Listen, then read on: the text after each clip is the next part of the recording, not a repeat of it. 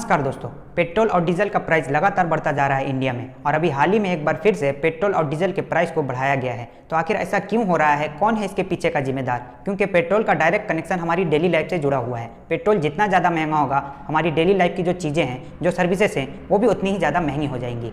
और already India में इतनी ज़्यादा महंगाई आ गई है। बीजेपी के लीडर सुब्रमण्यम स्वामी ने एक ट्वीट करके लिखा है कि पेट्रोल का प्राइस 40 रुपया पर लीटर से ज़्यादा का नहीं होना चाहिए और अगर गवर्नमेंट ऐसा कर रही है तो ये यहाँ के लोगों के साथ ज्यादती कर रही है। तो क्या ये बात वाकई में सही है? और अगर ऐसा है तो आखिर क्यों पेट्रोल को इतने महंगे प्राइस पर बेचा जा रहा है? तो आज की इस वीडियो में हम इसे डिटेल्स में जानने की कोशिश करेंगे। आप कभी भी किसी पेट्रोल पंप पर जाते हैं ऑयल लोड करने के लिए, तो ये सारी जो चीज़ें हैं वो हमें ओएमसी प्रोवाइड करता है, यानी oil marketing company. For example Indian oil, Hindustan petroleum etcetera. 19 नवंबर 2020 से पेट्रोल और डीजल का प्राइस लगातार बढ़ाया जा रहा है इन कंपनियों के द्वारा, जहां पर हाल ही में पेट्रोल का प्राइस 2 रुपया बढ़ करके 83 रुपया 71 पैसा पर लीटर का हो गया, तो वहीं डीजल का प्राइस 3.5 रुपया बढ़ करके 73 रुपया 87 पैसा पर लीटर का हो गया है। मुंबई में ये प्राइस और भी ज़्यादा है, जहां पर 1 लीटर पेट्रोल की कीमत 90 रुपया पर लीटर से ज़्यादा की हो गई है। और ये जो प्राइस है वो अक्टूबर 2018 के बाद सबसे ज़्यादा बताया जा रहा है। देखने वाली बात यह है कि 19 नवंबर 2020 से पहले तकरीबन 2 महीने तक पेट्रोल और डीजल का जो प्राइस था वो कांस्टेंट था, यानी इसे बढ़ाया या घटाया नहीं गया था। अब बात करें कि ऐसा क्यों हो रहा है कि लगातार इंडिया में पेट्रोल और डीजल का कीमत बढ़ता ही जा रहा है। तो सबसे पहले आपको यह जानना होगा कि इंडिया में जो टोटल ऑयल कंजम्पशन होता है उसका 12% हम डोमेस्टिक ऑयल से काम चला लेते हैं। बाकी का 88% इंडिया अदर कंट्री से इंपोर्ट करता है, यानी बाहर देश से परचेस करता है। तो यहाँ पर आप देख सकते हैं कि ज्यादातर जो ऑयल है हम अदर कंट्री से परचेस करके ही काम में लाते हैं। और अभी रिसेंटली ऐसा देखा जा रहा है कि जो क्रूड ऑयल का प्राइस था वो इंक्रीज हो गया, यानी बढ़ गया है, क्योंकि कोविड-19 वैक्सीन का डेवलपमेंट किया जा रहा है और ऐसे में पूरी दुनिया में जो ट्रांसपोर्टेशन था वो काफी हद तक बढ़ गया है। अब जाहिर सी बात है, जब डिमांड बढ़ जाएगा क्रूड ऑयल का तो इसका जो प्राइस था वो भी ऑटोमेटिकली ऊपर चला जाएगा। अब क्रूड ऑयल कई तरह के होते हैं, जैसे कि Brent crude oil, WTM crude oil, but basically India में ब्रेंट क्रूड ऑयल को काम में लाया जाता है। और अभी जो रिसेंट प्राइस चल रहा है ब्रेंट क्रूड ऑयल का वो है $49 पर बैरल। एक बैरल में तकरीबन 159 लीटर आपको देखने को मिलते हैं। अब देखने वाली बात यह है कि इंडिया में जब लॉकडाउन इंप्लीमेंट किया गया था तो उस वक्त जो क्रूड ऑयल का प्राइस था वो काफी नीचे चला गया था, इतना नीचे कि कभी किसी ने सोचा भी नहीं था। उस वक्त क्रूड ऑयल का प्राइस था -$20 पर बैरल। बट जब आप देखेंगे तो उस वक्त भी जो पेट्रोल और डीजल का प्राइस था इंडिया में वो कम नहीं किया गया था। उस वक्त गवर्नमेंट ने ये रीजन दिया था कि जो उनका जो रेवेन्यू आता था पेट्रोल और डीजल से वो काफी कम हो गया था। लॉकडाउन के कारण सेल भी काफी कम हो गई थी, तो रेवेन्यू जो आता था वो कम हो गया था। उसी को जो है मैनेज करने के लिए गवर्नमेंट ने जो पेट्रोल और डीजल का प्राइस था उसे कम नहीं किया था। लेकिन आज जब थोड़ा सा बढ़ा है क्रूड ऑयल का प्राइस, तो डायरेक्टली सारे इंडियन के लिए जो है पेट्रोल और डीजल का प्राइस को भी बढ़ा दिया गया है।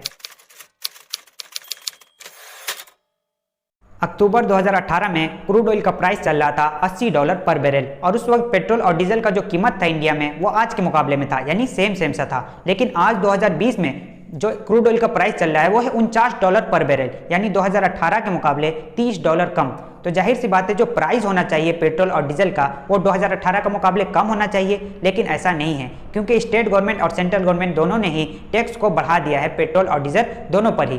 पहले 19 रुपया 98 पैसा का एक्साइज ड्यूटी लगता था पेट्रोल पर, उसे बढ़ाकर अब 32 रुपया 98 पैसा कर दिया गया है। और पहले 15 रुपया 83 पैसा का एक्साइज ड्यूटी लगता था डीजल पर, लेकिन अब 31 रुपया 98 पैसा लगाया जा रहा है।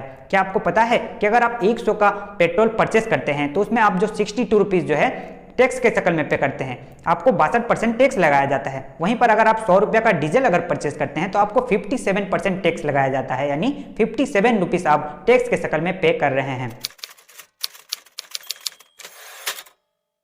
यहाँ पर हम एक कैलकुलेशन कर रहे हैं जहाँ पर जो बेस प्राइस निकल के आ रहा है पेट्रोल का, यानी इसे परचेस करके रिफाइन वगैरह करके सारी चीज़ों को ऐड करके जो फाइनल कॉस्टिंग आ रही है वो 26 रुपया 34 पैसा है। तो वहीं पर डीजल की फाइनल कॉस्टिंग यानी बेस प्राइस आ रहा है 27 रुपया 8 पैसा। उसके बाद सेंट्रल गवर्नमेंट इस पर एक्साइज ड्यूटी लगाती है, तो 32 रुपया 98 पैसा का एक्साइज ड्यूटी आपको पेट्रोल पर लग जा रहा है, तो वहीं पर डीजल पर 31 रुपया 83 पैसा का एक्साइज ड्यूटी लग जा रहा है। उसके बाद स्टेट गवर्नमेंट क्या करती है कि इस पर अपना वैट इंप्लीमेंट करती है, यानी वैट लगाती है। तो स्टेट गवर्नमेंट की तरफ से तकरीबन पेट्रोल पर 19 रुपया का वैट लगा दिया जाता है, तो वहीं पर डीजल पर 10 रुपया 34 पैसा का जो है वैट लगा दिया जाता है। उसके बाद होता क्या है कि जो पेट्रोल पंप का मालिक होता है उसे तकरीबन 1% प्रॉफिट दिया जाता है। और इन सारी चीज़ों को जब आप जोड़ देंगे तो जो फाइनल प्राइस हो जाएगा पेट्रोल का वो 83 रुपीज़ के करीब आ जाएगा, और जो फाइनल प्राइस हो जाएगा डीजल का वो 73 रुपीज़ के करीब आ जाएगा। यहीं पर अगर आप सारे टैक्सेस को जब जोड़ेंगे तो आपको पता चलेगा कि आप 62% टैक्स दे रहे हैं पेट्रोल पर, तो वहीं डीजल पर आपको 57% का जो है टैक्स लगाया जा रहा है। 19 नवंबर 2020 से जो प्राइस बढ़ाया जा रहा है, तो फॉर एग्जांपल अगर हम मुंबई शहर की बात करें तो एक्चुअल वैल्यू यानी 100 रुपया में उस टाइम पर जो आपको पेट्रोल जितना मिल जाता था, आज की डेट में अगर उतना ही पेट्रोल आपको चाहिए तो आपको 111 रुपया पे करने पड़ रहा है, यानी आपको 11% जो है इस पे इंक्रीज कर दिया गया है पेट्रोल पर। तो वहीं अगर हम डीजल की बात करें तो जो एक्चुअल वैल्यू अगर 100 रुपया था उस वक्त डीजल का, यानी 100 रुपया में जितना डीजल आपको उस वक्त मिल जाता था, आज की डेट में अगर आपको उतना डीजल चाहिए तो आपको 110 रुपया 35 पैसा जो है पे करना पड़ रहा है, यानी इसमें भी आपको 10% का जो है बढ़ोतरी देखने को मिल रहा है।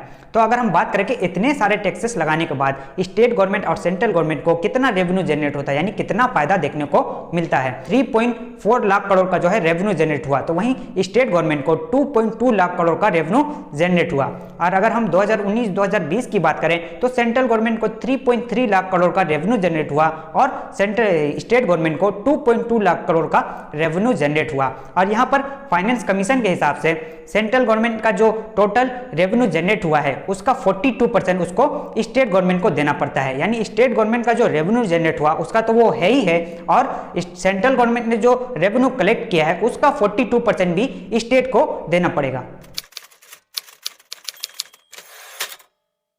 तो फाइनली सारा जो रीजन था वो आपके सामने हो गया कि क्यों जो है इंडिया में पेट्रोल और डीजल का कीमत बढ़ता ही जा रहा है। अब नीचे आप कमेंट करके जरूर बताइएगा कि सेंट्रल और स्टेट गवर्नमेंट ने जो टैक्सेस जो है बढ़ा दिए हैं पेट्रोल और डीजल पर, क्या ये सही डिसीजन है या नहीं, क्योंकि पेट्रोल और डीजल का कहीं ना कहीं जो कनेक्शन है वो हमारी डेली लाइफ से है। जहां पर पेट्रोल महंगा होगा तो यहाँ पर जो है हमारी डेली लाइफ की जो चीजें हैं वो भी ऑटोमेटिकली इंक्रीज हो जाएंगी। तो आप नीचे कमेंट करके जरूर बताइए ये जो एक्शन लिया जा रहा है स्टेट और सेंट्रल गवर्नमेंट की तरफ से वो सही है या नहीं।